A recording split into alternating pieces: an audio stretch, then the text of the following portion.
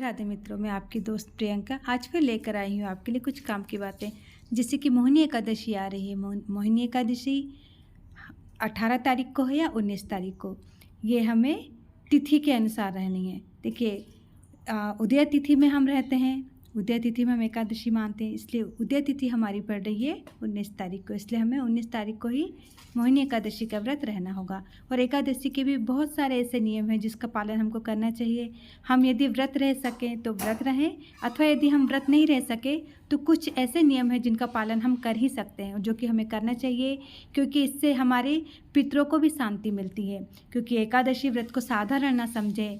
आपके शास्त्र में भी दिया है, जो व्यक्ति एकादशी व्रत रहता है तो उसके पितृ तक को शांति मिलती है, तथा हमारे इस जन्म में भी किए गए और पूर्व जन्म में भी किए गए पापों से हमको क्या मिलती है? मुक्ति मिलती है। इसलिए एकादशी व्रत तो बहुत ही ज़रूरी है।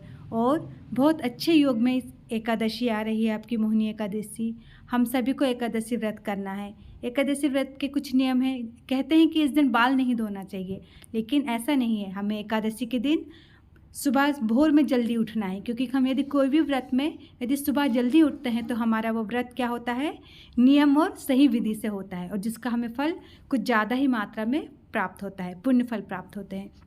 तो हमें सुबह में जल्दी उठना है और सूर्य भगवान को जल चढ़ाकर हमें संकल्प करना है, व्रत का, एकादशी व्रत का संकल्प करना है। यदि हम व्रत रह सके तो ठीक है, नहीं तो हम उस दिन भी कुछ ऐसे नियम ले लें ताकि हमें भी इस एकादशी व्रत का फल प्राप्त हो। जैसे कि यदि जो व्रत नहीं रह रहा है वो फल ले सकता है, लेकिन उस दिन चावल नहीं खाना है, क्योंकि सबसे ज़्यादा हमें एकादशी के दिन ये नुकसान पहुंचाता है।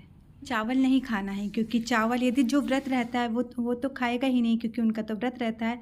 लेकिन जो व्यक्ति व्रत नहीं रहते हैं उन्हें भी इस दिन चावल ग्रहण नहीं करना चाहिए। घर में एटलीस्ट चावल के कोई भी पदार्थों का प्रयोग भी नहीं करना चाहिए, क्योंकि ये हमारे पुराणों में भी बताया गया है कि ये किसी राक्षस से जुड़ा हुआ है, इसकी कहानी है ना। इसके कारण इस दिन हमें चावल तो बिल्कुल ही नहीं खाना चाहिए, नहीं तो इससे हमें पुण्य फल की अपेक्षा पाप कर्म में हमको गिनती आती है, और जिससे हमें इसका फल सही नहीं